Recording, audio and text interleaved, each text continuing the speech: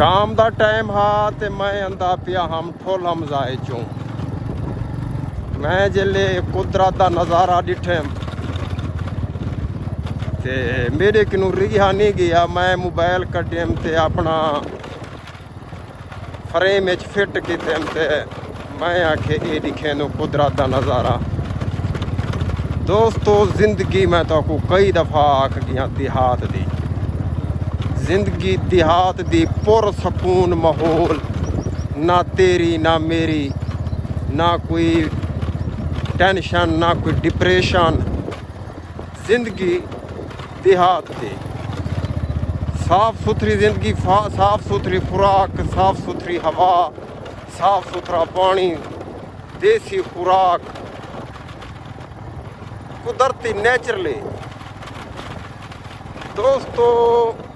اساں جہڑے علاقے چ رہندے پیوں شہراں وچ رہندے پیوں اتھاں پانی بیکار ہوا بیکار خوراک بیکار اگر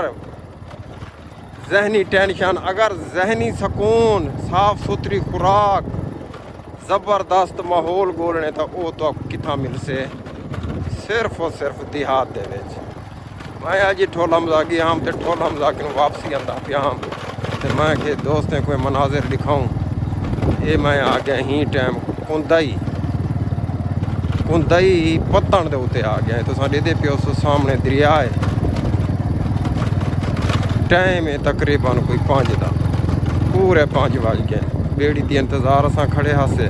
یہ آ گیا میں کہ دوستیں کو ماحول دکھا کے نا یہ دریا ہے سامنے او سامنے وے کندئی دوستو میرے یوٹیوب چینل وکھرا ولاگر کو سبسکرائب کرے سو تے بیل آئکن کو بھی دبا چھوڑے سو اللہ حافظ